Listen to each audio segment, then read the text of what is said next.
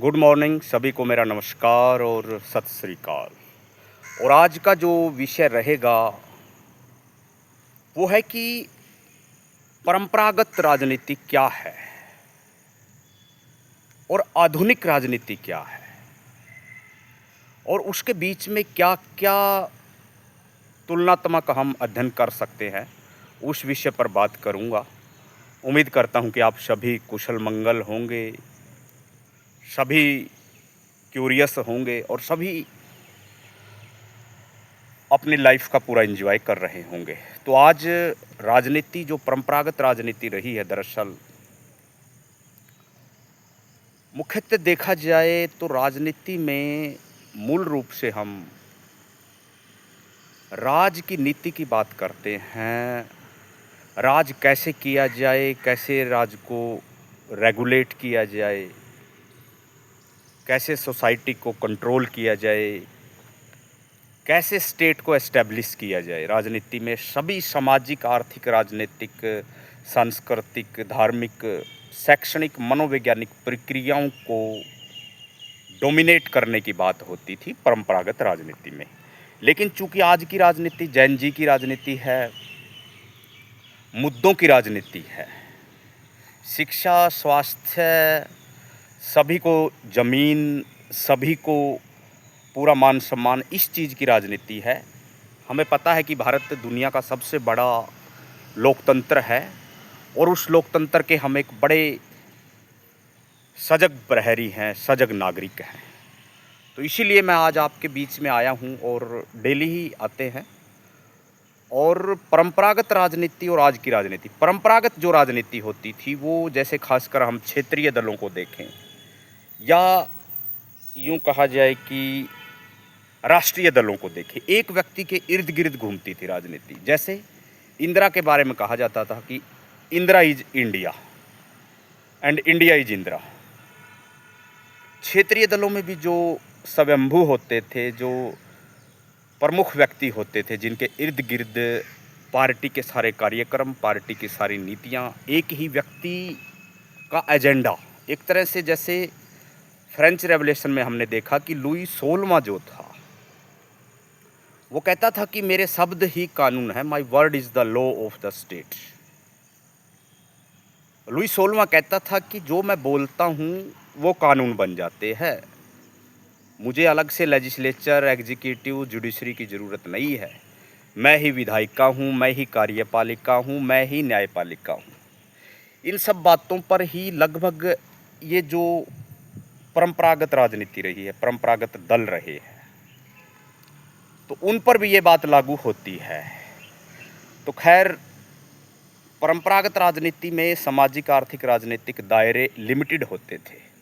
वो ग्लोबलाइजेशन का दौर नहीं था। आजकल आप छोटा सा आइडिया देते हैं, आजकल आपको, आपकी इस बात को कोई बर्दाश्त नहीं करेगा कि आप ये कह दें कि हमने हाईवे बना दिया, कि मैंने लोगों को रोज़गार दे दिया, लोगों को शिक्षा दे दी, कि मैं करने वाला हूँ।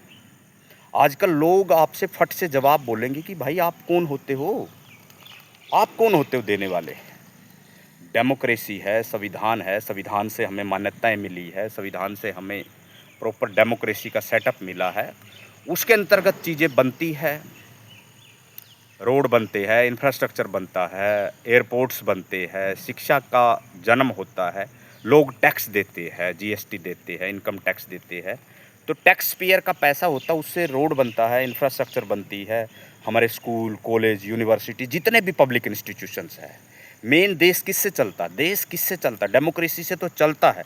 लेकिन डेमोक्रेसी अपने इंस्टीट्यूशंस के माध्यम से, अपने टैक्सेशन सिस्टम के माध्यम से, अपने एक मोरल प्रिंसिपल्स के माध्यम से सरकार चलाती है, जनता के ऊपर राज करती है। और इसीलिए लोकतंत्र को कहा जाता है कि जनता का, जनता के द्वारा जनता पर किया गया शासन लोकशाही है, जमहूरियत है। तो ये परंपरागत राजनीति की जो बातें मैंने आपको कही कि राजनीति परंपरागत व्यक्ति के आसपास चलती थी, लेकिन आधुनिक राजनीति का फोकस जो है वो इंस्टीट्यूशनल बिल्डिंग है, खासकर नॉलेज प्रोडक्शन का जो दौर है। नॉलेज प्रोडक्शन में क्या होता है, सबसे पहले आपके पास डाटा होता है, उसकी इन्फॉर्मेशन बनती है, उससे नॉलेज बनती है, विजडम बनती है, फिर ट्रेडिशंस होते हैं। Data, information, knowledge, wisdom, traditions, ये पूरे का पूरा सर्कल चलता है तो सोसाइटी बहुत जागरूक हो चुकी होती है। तो आधुनिक राजनीति इक्वालिटी की बात करती है, जस्टिस की बात करती है, फ्रैटर्निटी की बात करती है। तो इन चीज़ों पर हम लगातार बोलते रहते हैं, आपसे मनोवैज्ञानिक तरीके से बात करते रहते हैं। निश्चित रूप से हम जिस भूमिका में हैं, आज का दौर ऑनलाइन का दौर है, डिजिटल का दौर है, इन्फॉर्मेशन टेक्नोलॉजी का दौर है। आजकल सूचनाएँ बहुत जल्दी से फैलती हैं और this is the age of information. जिसके पास जितनी इन्फॉर्मेशन होगी, जिसके पास जितने डाटा सेंटर होंगे, जिसके आईटी सेल बहुत ज़्यादा स्ट्रॉन्ग होंगे, वो सरकार बनाने में कामयाब हो जाता है। जबकि पहले ऐसा नहीं होता था। एक व्यक्ति होता था पुरानी पॉलिटिक्स में, उस व्यक्ति के आसपास सारी गाँव की इन्फॉर्मेशन, सारी शहरों की इन्फॉर्मेशन, सारी जातियों की इन्फॉर्मेशन, सारे धर्मों की जानकारियाँ उस तक पहुँच जाती थी। तो इस चीज़ को समझना पड़ेगा अगर आपको राजनीति को समझना है, राजनीति में शामिल होना है। हाँ, कुछ लोग कहते हैं कि मेरा राजनीति से कोई लेना-देना नहीं है, तो उन पर मुझे बड़ा तरस आता है। जो लोग कहते हैं ना राजनीति से मेरा कोई लेना-देना नहीं, हमें क्या लेना? कोई राजा बने, कोई प्रजा बने। लेकिन मैं कहना चाहूँगा कि जब आप राजनीति से मुँह मोड़ लेते हैं, तो नालायक लोग जो बिल्कुल लो कैलिबर के लोग होते हैं, वो आप पर राज करने लग जाते हैं क्योंकि आपने अपने अधिकार को खो दिया। खैर, ये मैं आपको बता रहा हूँ कि परंपरागत राजनीति, आज की राजनीति सोचती है, विचार करती है, डायलॉग करती है। आपने नए-नए मुद्दे सुने, जंतर-मंतर का मुद्दा आपने सुना, जैन जी बहुत डेवलप हुआ। रांची में आपने सुना कि बहुत बड़ी मूवमेंट चली झारखंड पब्लिक सर्विस कमीशन के खिलाफ, वहाँ की स्टेट के खिलाफ। मध्य प्रदेश में ग्वालियर में बहुत बड़ी मूवमेंट चली। एमडीयू यूनिवर्सिटी में बहुत बड़ी मूवमेंट चली। एचकेआरएन पंचकुला में बहुत बड़ी मूवमेंट चली। आरसीटी में बहुत बड़ी मूवमेंट अंदर ही अंदर चल रही है कि जो घटिया स्तर की कॉन्ट्रैक्चुअल वैकेंसीज है, जो भर्तियां हैं, उनके कर्मचारियों के साथ आप कितना असम्मानजनक व्यवहार करते हो, उनके साथ आपका रवैया कितना घटिया रहता है। कई कई महीने की उनकी पे नहीं आती, उनको जो बेनिफिट्स मिलने चाहिए as a human citizen, equal pay for equal employ, वो नहीं मिल पा रही। उनको पीएफ की पूरी फैसिलिटीज़ नहीं मिल पा रही। उनको टीए, डीए, महंगाई भत्ते वगैरह सारे नहीं मिल पा रहे। रिटायरमेंट बेनिफिट्स का तो खैर कत्लेआम श्री अटल बिहारी वाजपेयी जी ने कर ही दिया था। खैर, यहाँ पर जो मैं आपसे बात कर रहा हूँ उसका मकसद मूल रूप से आपको परंपरागत राजनीति और आज की राजनीति के बीच में जो एक कंपेरेटिव स्टडी है, जो मैंने महसूस करी। क्योंकि जो आपका व्यक्तित्व केवल सूचना से नहीं बनता, केवल ज्ञान से नहीं बनता, उसमें अनुभव का होना भी ज़रूरी होता है। तो जब आपका ज्ञान और अनुभव बोलता है तो चीज़ें ज़्यादा मजबूत होती है। सामाजिक, राजनीतिक, आर्थिक, सांस्कृतिक प्रक्रियाओं को हम ज़्यादा सजग तरीके से समझ सकते हैं। इसीलिए मैं बार बार कहता हूँ कि जो आज के पॉलिटिशियंस है वो एडम स्मिथ की द वेल्थ ऑफ नेशंस भी पढ़ रहे हैं, उनको द प्रिंस भी पढ़नी है मैकियावेली की, उनको सोशल कॉन्ट्रैक्ट भी वो पढ़ रहे हैं रूसो साहब का, लियो टॉल्स्टॉय का वॉर एंड पीस भी पढ़ रहे हैं, दास कैपिटल भी कार्ल मार्क्स की वो पढ़ते हैं, रामायण भी पढ़ते हैं, महाभारत भी पढ़ते हैं, वेदास भी पढ़ते हैं, उपनिषद भी पढ़ते हैं, चाणक्य का अर्थशास्त्र भी उनको पढ़ना पड़ता है, मेगास्थनीज की इंडिका भी वो पढ़ते हैं। तो उनका जो दायरा है वो बहुत हाई लेवल का दायरा होता है। वो बड़ा सोचते हैं, समझते हैं, चीज़ों को पहचानते हैं और वो दरअसल मुद्दों पर बात करते हैं जो आज की पॉलिटिक्स है। क्योंकि आज का पॉलिटिशियंस पढ़ा लिखा है, एजुकेटेड है, एनलाइटेंड है, उसके अंदर जागरूकता है।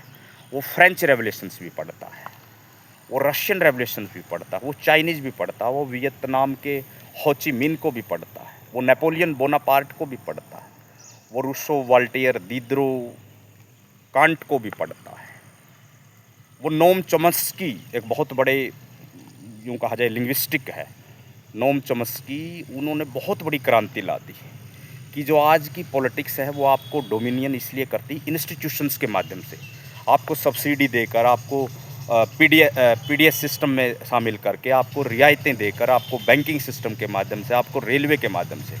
तो नोम चॉम्स्की को पढ़ना भी उनको अच्छी तरह आता है और आज बड़े नए नए पॉलिटिशियन आगे आ भी रहे हैं। तो मैं ये कहना चाहूँगा कि जो मूल रूप से हमारी जो चीज़ें हैं, परंपरागत और आधुनिक राजनीति में मेन फ़र्क यही है कि आधुनिक जो राजनेता है, आज के जो राजनेता है, वो सिर्फ संविधान को एज इट इज़ नहीं मानते, उसके अंदर क्या क्या कमियां रह गई है। ऐसा नहीं कि संविधान या कोई भी विधान पूर्ण होता है, हालांकि कहा जाता है कि संविधान एक ऐसी प्रक्रियाओं का संग्रह होता है जो यह निर्धारित करता है कि सदियों सदियों तक आपका देश कैसे चलेगा, लेकिन उसमें अमेंडमेंट्स भी होते हैं, संशोधन होते हैं, नई नई परिपाटियाँ जुड़ती है। तो संविधान के ऊपर भी निश्चित रूप से बात होती है, लेजिस्लेचर में, एग्जीक्यूटिव में, जुडिशरी में, या जो भी एक्ट्स बने हैं, चाहे वो सीआरपीसी है, सीपीसी है, आईपीसी है, कॉन्ट्रैक्ट लॉ है, प्रॉपर्टी लॉ है, हिंदू मैरिज लॉ है, मुस्लिम लॉ है, उनमें बातें होती, वक्फ बोर्ड पर भी बात होती है, हिंदू रिचुअल्स पर भी बात होती है, सिख गुरुद्वारा प्रबंधक कमेटी पर भी बात होती है। तो ये चीज़ें पॉलिटिक्स में आज आ रही है, आज नए नए मुद्दे आ रहे हैं। और जो हमारा भूमिहीन बेरोजगार संघर्ष मोर्चा है, हमने पहले भी कहा कि हमारी डिमांड ये है कि सभी नागरिकों को जिनके पास एग्रीकल्चर लैंड नहीं है, उनको 2 एकड़ एग्रीकल्चर लैंड मिलनी ही चाहिए, वो भी इरिगेटेड, सिंचित। इसके साथ अगर उनके पास रहने की ज़मीन नहीं है, रेजिडेंशियल आवास नहीं है, तो कम से कम 10 मरले का आवास उनको मिले। स्लम्स वालों को कम से कम 50 गज का मकान मिलना चाहिए, ये हमारी मांग रही है। हमारी मांग रही है कि सभी को शिक्षा प्रॉपर मिले, रोज़गार मिले, स्वास्थ्य की फैसिलिटीज़ हो, ट्रांसपोर्टेशन हो, स्कूलों में, कॉलेजों में, यूनिवर्सिटीज़ में, आईआईएम में, आईआईटी में अगर कोई middle class, lower middle class का बच्चा एडमिशन लेना चाहे तो उसको किसी तरह की कोई समस्या का सामना ना करना पड़े, ऐसी गुजारिश सरकार से हमारी है। सरकार इसके लिए प्रयास करे, क्योंकि भारत आज दुनिया की बहुत बड़ी आर्थिक ताकत है, बहुत बड़ी सामरिक ताकत है। जब हम इंटरनेशनल रिलेशंस पढ़ते हैं तो भारत को बहुत बढ़ा चढ़ा कर दिखाया जाता है। तो इन चीज़ों को हमें समझना पड़ेगा, पहचानना पड़ेगा, आगे बढ़ना पड़ेगा। आज थोड़ा सा मौसम ख़राब है, ज़्यादा नहीं बोल पाऊँगा, लेकिन मेरा यही आप सबसे एक अनुरोध है, पुरजोर अपील है कि आप जो हमारा कॉन्सेप्ट है बेगमपुरा सतगुरु रविदास जी का, कि ऐसा चाहूँ राज में जहाँ मिले सबन को अन्न, छोट बड़ सम बसे रविदास रहे प्रसन्न, कि हम एक ऐसा स्वराज स्थापित करें, एक ऐसा राज स्थापित करें जिसमें कोई गम ना हो, सभी को शिक्षा, राजनीति, रोजगार, आर्थिक, सामाजिक, सांस्कृतिक अधिकार मिले। और आप ज़रूर भूमिहीन बेरोजगार संघर्ष मोर्चा से जुड़ें। तो आज के लिए मैं इतना ही कहना चाहूँगा। समस्याएं बहुत है, लेकिन आज का जो मेन टीचिंग सिस्टम था, मेन जो आज मेरा एपिसोड था, उसमें मैं यही बताना चाह रहा था। थोड़ा सा मौसम की व्यवस्था ना, मौसम ख़राब होने के कारण मैं नहीं बोल पा रहा हूँ। बारिश शुरू हो गई है यहाँ पर, तो बारिश शुरू हो गई है तो निश्चित रूप से मैं आपसे ज़्यादा लंबे समय तक कनेक्ट नहीं हो पाऊँगा, क्योंकि जब दोबारा हम इस चीज़ को अरेंज करने की कोशिश करते हैं तो व्यवस्थाएं थोड़ी सी डगमगा जाती है। लेकिन आज मैं इतना ही बोल सकता हूं कि मूल रूप से हमें सामाजिक मुद्दों पर काम करना है, राजनीतिक मुद्दों पर निश्चित रूप से करना है, आर्थिक मुद्दों पर काम करना है, शैक्षणिक मुद्दों पर काम करना है। हमें स्कूलों में जाना ही है, कॉलेजों में जाना ही है, यूनिवर्सिटीज़ में, आंगनबाड़ी में, थानों में, कचहरियों में, क्योंकि वो सारे पब्लिक प्लेस है और वो राइट्स मिलते हैं। ऐसा नहीं कि हम पब्लिक प्लेस पे नहीं जा सकते, वहाँ वीडियो नहीं बना सकते, जा सकते हैं। हम सभी पब्लिक प्लेसेस पे हम जा सकते हैं, बस स्टैंड पे जा सकते हैं, रेलवे स्टेशन पे जा सकते हैं। कुछ वहाँ के जो नालायक से कर्मचारी, वो आपको कहेंगे कि आप यहाँ नहीं बोल सकते, यहाँ वीडियो नहीं, लेकिन आपको पूरा ओपन होना पड़ेगा, जैन जी की तरह जागरूक होना पड़ेगा, सजग होना पड़ेगा, लोगों के सामने बिल्कुल रियल पिक्चर जब तक आप नहीं लाओगे, देश की असली पिक्चर, नहीं तो वही नारे लगते जाएंगे कि मेरा देश बहुत अच्छे हालात में है, अच्छे दिन आने वाले हैं, आपके खाते में 15-15 लाख रुपए आ जाएंगे, आपको सभी को रोज़गार, सभी को शिक्षा, ज़मीनें मिल जाएंगी। लेकिन ऐसा नहीं होता है। एक बड़ा लॉन्ग टर्म स्ट्रगल होता है, उसके लिए लगातार आपको एफर्ट्स करने होते हैं, लगातार आपको प्रयास करने होते हैं, और उन प्रयासों के लिए ही मैं डेली आपसे जुड़ता रहता हूँ, आपसे बातें करता रहता हूँ, ताकि हमारा मनोवैज्ञानिक रूप से एक ऐसा टीचिंग सिस्टम पैदा हो जिसमें आप सजग नागरिक बने, जिसमें आप अधिकारों के बारे में जानकारी हासिल करें, अधिकारों के लिए लड़ें और पूरी प्रिपरेशन करें। भाई लड़ाई चलो ठीक है, युद्ध के मैदान में जीती जाती, लेकिन पहले उसके लिए होमवर्क तो करना होता है ना। तो हम डेली आपका कैथारसिस करते हैं, डेली आपको कभी फ्रेंच रेवोल्यूशंस पर बोलते हैं, कभी चाइनीज़ रेवोल्यूशंस पर बोलते हैं, कभी अमेरिकन पर बोलते हैं, कभी इंग्लैंड के इम्पीरियलिज्म पर बोलते हैं, कभी कॉलोनियलिज्म पर बोलते हैं, कभी न्यू कॉलोनियलिज्म पर बोलते हैं, कभी कम्युनलिज्म के ड्रॉबैक्स आपको बताते हैं, और कैसे कबीला समाज को ख़त्म किया, उस क्रिमिनल ट्राइब्स एक्ट के बारे में भी हमने बोला। इक्वलिटी कैसे स्थापित हो उसके बारे में हमने बोला। साइंटिफिक टेम्पर कैसे पैदा हो लोगों में उसके बारे में हमें बोला। क्लीन पॉलिटिक्स कैसे पैदा हो, भ्रष्टाचार कैसे ख़त्म हो, पेपर लीक कैसे कम हो, और कमीशंस कैसे जागरूक हो, और कमीशंस के जो नालायक से मेंबर है वो कैसे बाहर हो, जिन्होंने भाई भतीजावाद, जैसे अभय तिवारी का हम उदाहरण देते हैं कि झारखंड पब्लिक सर्विस कमीशन को उसने बिल्कुल हाईजैक कर लिया था। तो उन चीज़ों पर हमें बार बार बोलना है, व्यवस्थाएं बनानी है, जागरूकता का परिचय देना है। ठीक है, कहीं ऐसा ना हो कि बोए पेड़ बबूल का तो आम कहाँ से हुए। हमें सरकार की मनोवृत्ति को, सरकार की आदतों को, सरकार के एप्टीट्यूड को, सरकार के टूल्स को, टेक्निक्स को, मेथड्स को, प्रोग्राम्स को, पॉलिसीज़ को, कॉन्स्टिट्यूशनल वैल्यूज़ को समझना पड़ेगा। डेमोक्रेसी के चारों पिलरों को जागरूक होना पड़ेगा। ये आधुनिक राजनीति की बहुत बड़ी ख्वाहिश है कि लेजिस्लेचर भी जागे, एग्जीक्यूटिव भी सजग बने, जुडिशरी भी प्रोएक्टिव हो, मीडिया भी अपना रोल प्ले करे, और कॉरपोरेट सेक्टर। आरक्षण का मुद्दा बड़ा ज्वलंत मुद्दा है कि आरक्षण में सुधार की बातें हो रही है।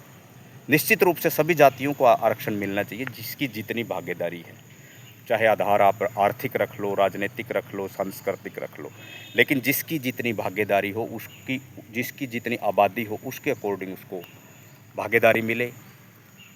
जातीय जनगणना हो, ईवीएम ख़त्म हो, क्योंकि भारत अभी भी ईवीएम को एडॉप्ट नहीं कर पा रहा है।